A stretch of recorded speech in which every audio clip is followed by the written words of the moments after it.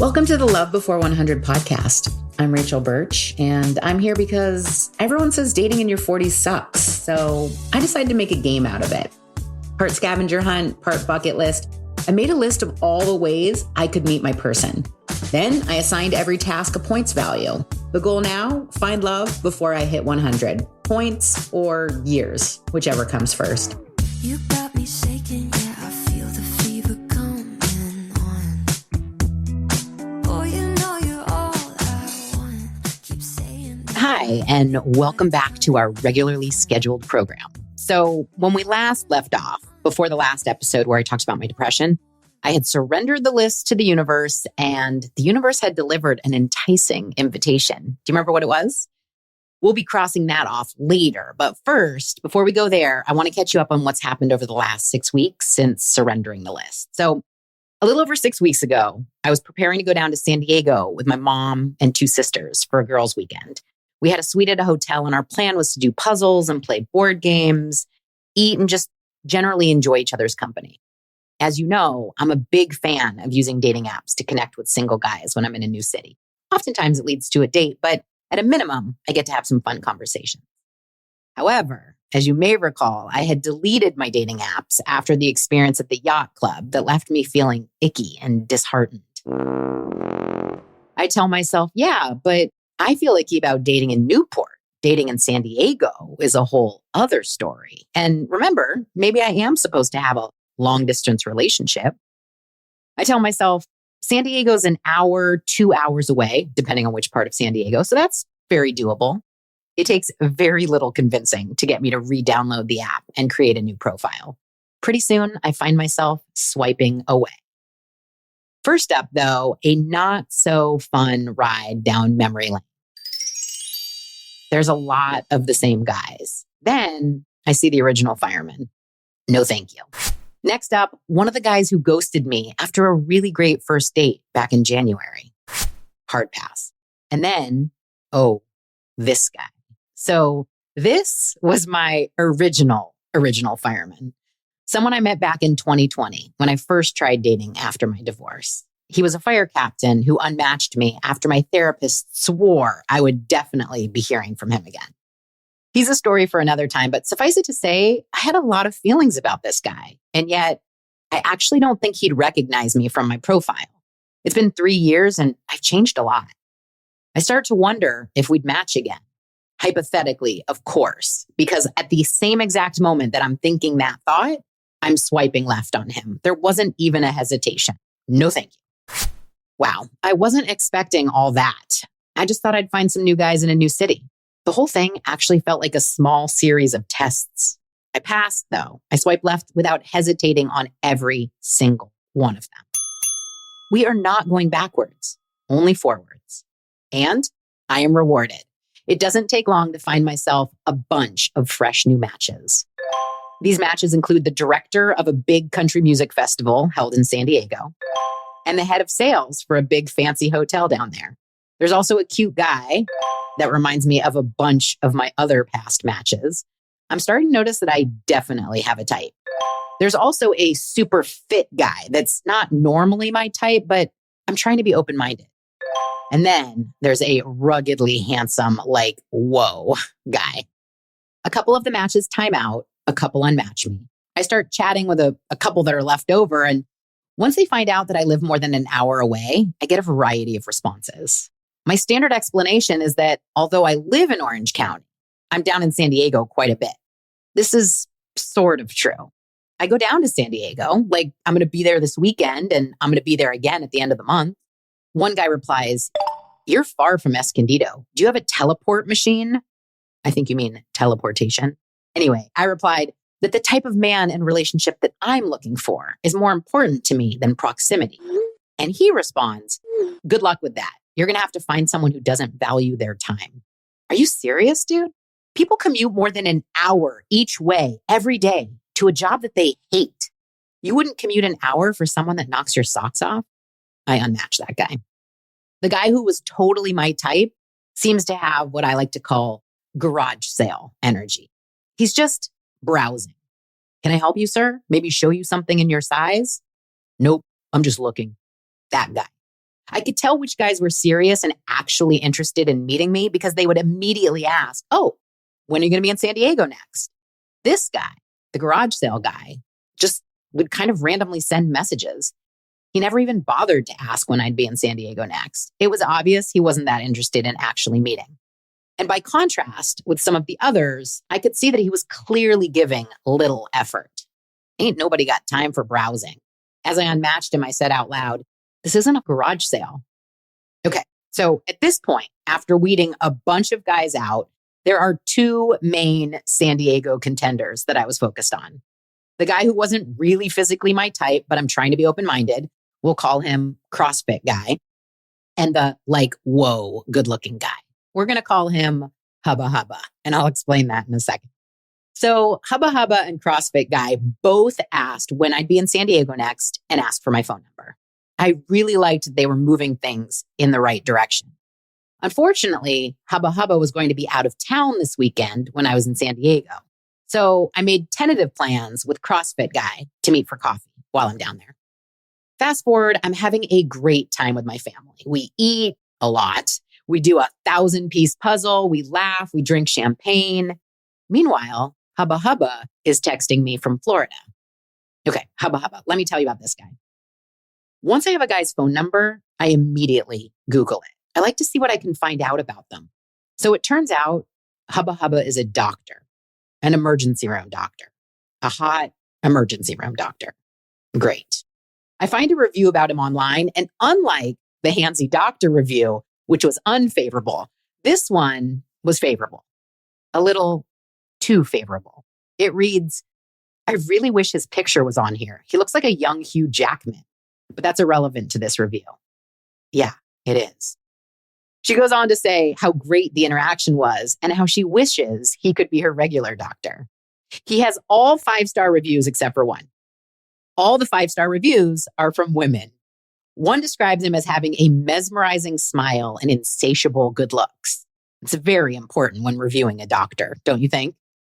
And then there's one 1-star review. It's from a bitter man. It reads, meh, he was okay. I don't think the smile was anything to write home about. I came in for a testicular examination and he got the job done. A real expert with the cup and cough. I have to say, I'm not loving these reviews. It's kind of a red flag for me. Maybe that sounds crazy. I had one friend say, so you're discriminating against him because of his good looks? Yes. Yes, I am. So this guy is what I now call Hubba Hubba energy. I think this is what the young people call thirst traps. There's a reason they're called traps. Stay away. It's a trick. It's a trap. It's quicksand.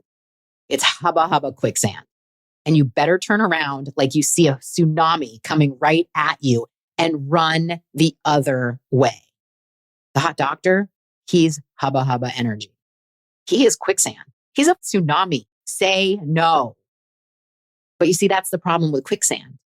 It gets you slowly. And then all of a sudden, you realize you're stuck. This guy is super good looking. I think we've covered that. And he's texting me while he's on vacation in Florida. He's consistent and a good communicator, and he's interested in me. And all I want to do is run away. So back to CrossFit guy. Since I'm really enjoying my time with my family, I decided to reschedule our coffee date until after our trip. And due to our conflicting schedules, we can't get anything on calendar for another 2 weeks. But in the meantime, he messages me every morning and every night. He asks about my day and really engages. He's super spiritual and very into personal development. I really enjoy his mind and the way he thinks. I'm not as attracted to him physically, though. And then I notice he's updated his dating profile and added his height. Oof, he's my height, 5'2". Huh, how do I feel about this? By itself, height is not usually a deal breaker for me, but it does make me pause. I've never matched someone that's 5'2". I'm not saying it's right. I'm not saying I'm happy about it. I'm just being honest. I always thought all the stuff about dating a guy 6 feet tall or taller was stupid, but now I'm wondering, okay, how low can I go? We continue to chat and then connect on the phone. I do want to meet him and see how it goes, and then I can decide. I hear that I'm really encouraging myself to stay open and consider him. And this is where I struggle. How do you know when you're being unreasonable or superficial? And how do you know when you're settling? This guy is almost at the other end of the hubba hubba spectrum for me, though. Ugh. Meanwhile, I'm back from my trip and starting to feel those feelings of anxiety and depression creeping in. I try my best to push them down and go about my business, but they're getting stronger and stronger. Fortunately, tonight I have dinner plans with my friend Danielle, the one whose house I spent New Year's at. We try to make sure we have at least one date a month on calendar. We made these plans weeks ago, and I'm so glad to have a reason to get dressed up and leave the house. We're going to an exclusive supper club in Newport. I'm sure this will help boost my mood. While at dinner, Danielle asks me what my plans are for my birthday, which is coming up in just under a month. I tell her that I booked a night at my favorite inn in Temecula, and I'll be spending my birthday there. Who are you going with? She asks. When I tell her that I'm going by myself, she frowns and says, do you want me to go with you? In the past, I've been very quick to reply to this type of thing with, no, I'm good. I really enjoy my alone time. But in that moment, I realize I've done birthdays alone and I can do them alone, but I don't want to anymore. I want to spend time with people. I tell her about the message that I got earlier that day from my friends, the Money Mavens, inviting me to come to the UK for a weekend to make my UK dating bucket list dreams come true. So are you going to go? She asked me excitedly. I don't know. I want to, but there's a lot that I'd have to make happen for it to work out. I think you should go, she tells me. We talk a bunch more. I tell her about Hubba Hubba and CrossFit Guy. I tell her CrossFit Guy might be too short for me and Hubba Hubba might be too hot for me. She thinks I'm ridiculous. Then we discuss the possibility of maybe going to see Morgan Wallen in concert down in San Diego in July. Spending time with Danielle always lifts my spirits. I feel so good and excited on the way home. But then I crash again.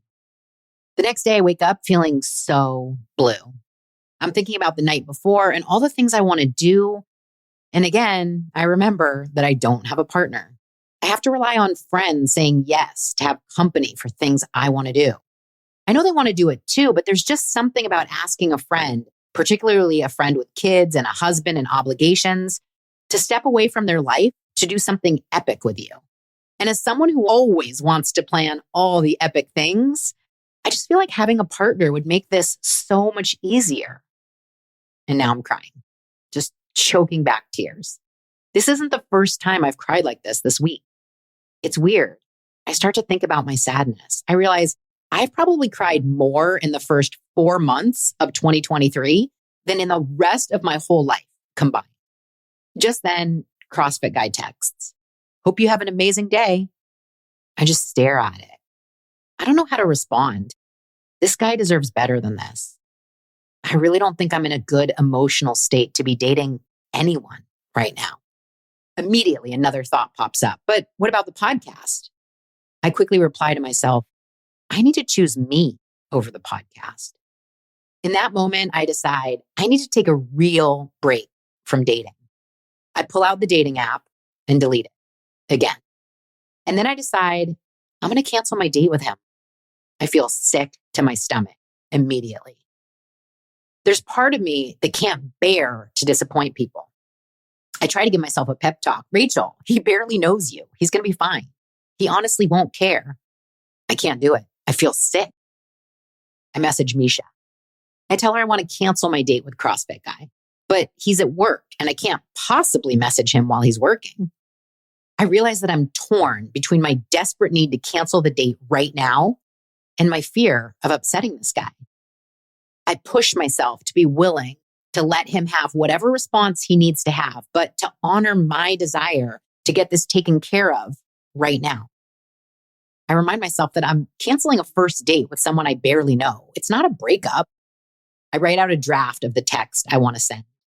I honestly feel nauseous. Rachel, be okay with making someone else uncomfortable. You have to do this now for you. My need is to be done with this. And that feels so selfish. As I'm saying that, all of a sudden, I'm clear on where this came from. My brother's death. There were so many people feeling so many things about this. My mom, my dad, my sister. It seems selfish to have my own feelings at the forefront. I know I felt like I should suppress them to make room for the feelings of others around me. What I'm feeling has nothing to do with this guy. This is trauma. I say out loud, I have to send this message right now. But here's this poor guy just working away. I feel so yucky. I joke to Misha, can you text him? Can you say, hey, CrossFit guy, this is Misha, Rachel's friend. She wanted me to say this. I feel like I want to send it and then block it. What the heck? I'm just canceling a date. How many guys would do that and not even think twice about it or ghost me? Well, can't you wait till the end of the day? It's only 10 a.m. His profile reads that he's interested in stoicism. Isn't that not feeling feelings? So maybe he'll be like, okay, whatever. Misha holds my hand virtually as I send it. Ugh.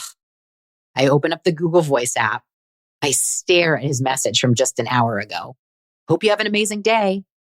I feel like I'm a terrible person. I cut and paste my message into the app. It reads, hey, all this thinking has made me realize that my gut is telling me not to date at all right now. Just really focus on me. And as curious as I am to meet you, because I've really enjoyed our conversation, I'm working on listening to myself more. So although I hate to so much, I need to cancel our date for next Monday.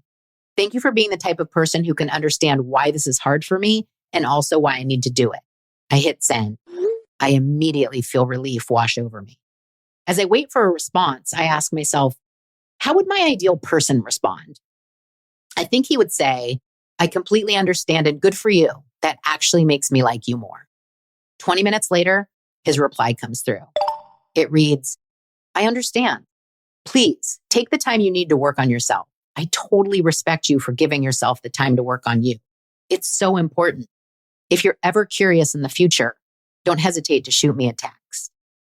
Oh my God, what a nice soul. I quickly type out and send, aw, thank you.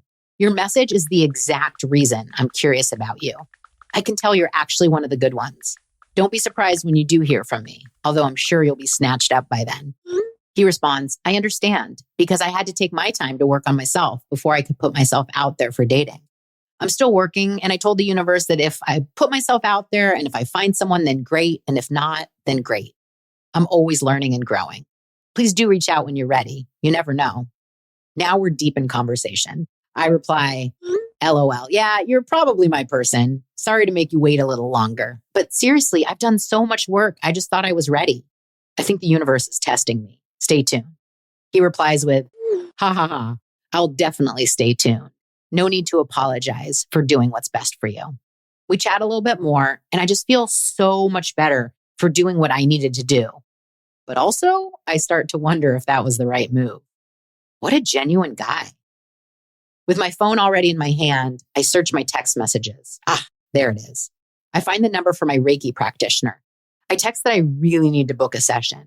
She texts back that she doesn't have an availability for 2 weeks. I immediately book that one. I'm really not feeling emotionally stable. I need all the help I can get.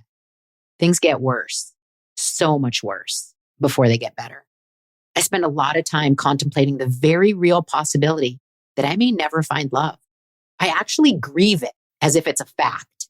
I let myself go all the way down to the deepest pit of that despair. And then I try and find my way back. I spend time really thinking about the recent happier times.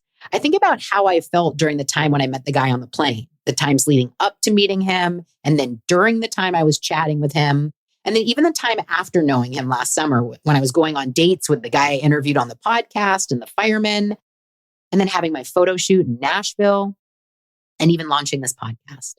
What was it about those times that felt so good? Well, I loved the spontaneous travel. I felt adventurous and open and fun. I start to think about booking a trip. I feel a flicker of excitement.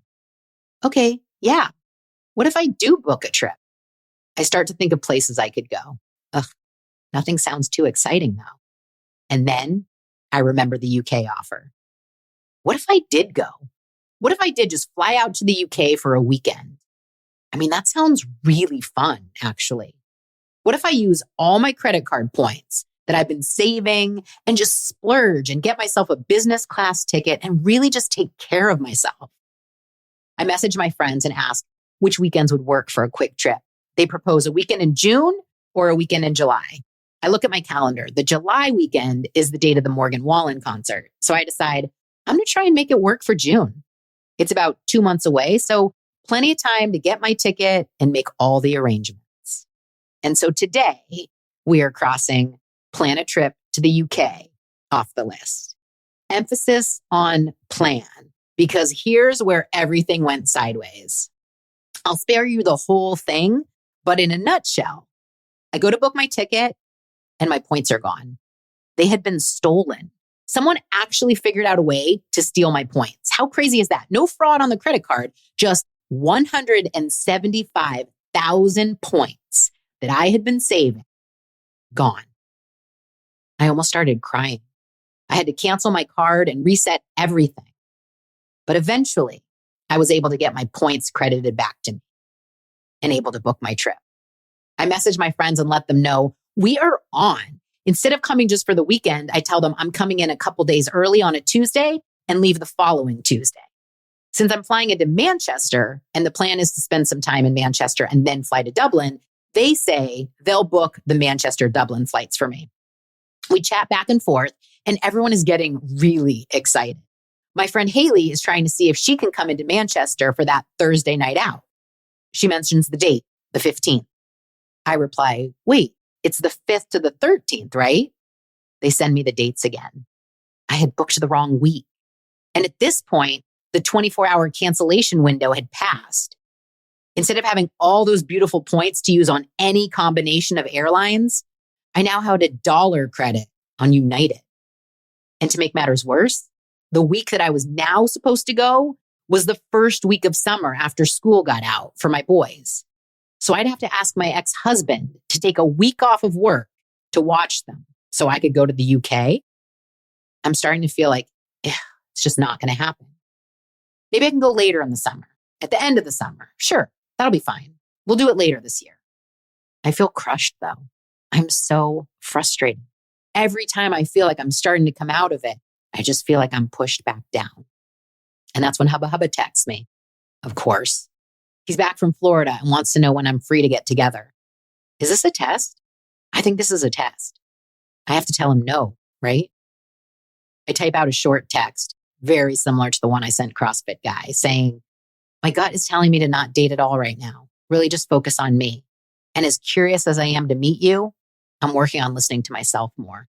He replies immediately with a short but sweet reply. I put my phone down. Ugh, okay, so literally nothing to be excited about now. That's fine. I have to figure this shit out. The next day, I feel inspired to try and see if I can figure it out. By some miracle, I'm able to find camps for my 7-year-old for that week. Okay, so that's taken care of. Now let's see what we can do about this damn flight.